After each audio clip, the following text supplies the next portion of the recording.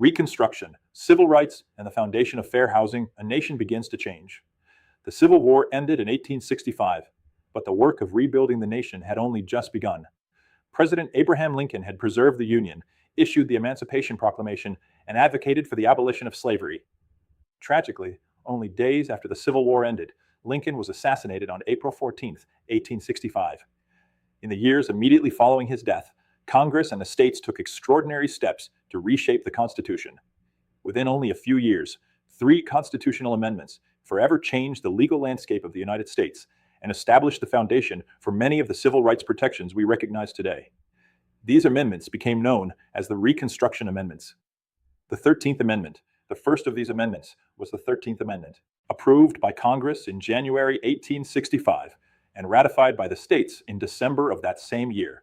It permanently abolished slavery throughout the United States. The amendment states, "Neither slavery nor involuntary servitude, except as punishment for crime whereof the party shall have been duly convicted, shall exist within the United States, or any place subject to their jurisdiction." While the amendment became law in 1865, not every state immediately ratified it. Several former Confederate and border states delayed their symbolic ratification for decades.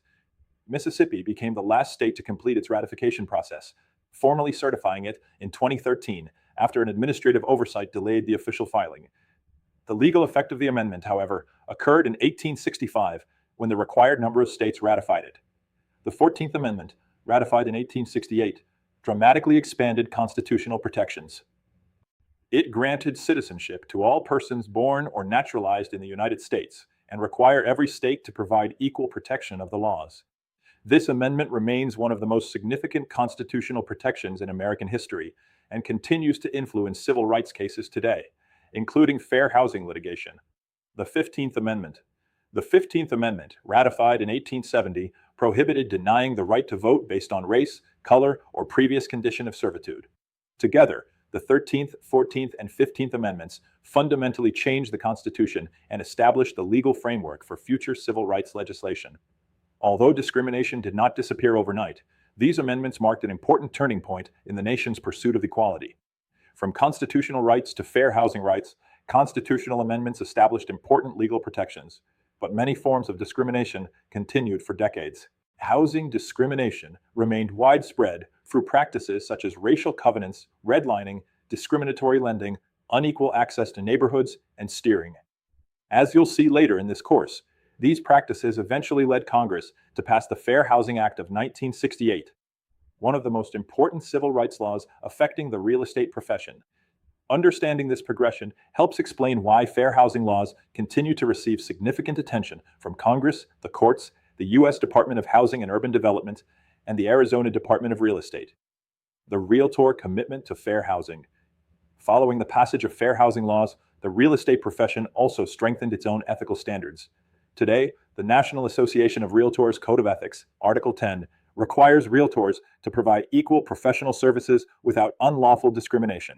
Likewise, Standard of Practice 10.3 reminds realtors that advertising must never indicate a preference, limitation, or discrimination based upon a protected class.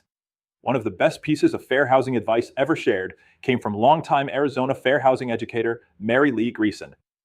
Market the property, not the people who might live there. That simple philosophy remains excellent guidance for every real estate professional today. Whether you're writing listing remarks, creating social media advertisements, producing AI-generated marketing, or conducting an open house, focus on the features of the property, not the characteristics of potential buyers.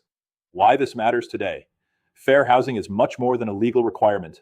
It represents the profession's commitment to ensuring every consumer has an equal opportunity to purchase, rent, finance, or enjoy housing without unlawful discrimination.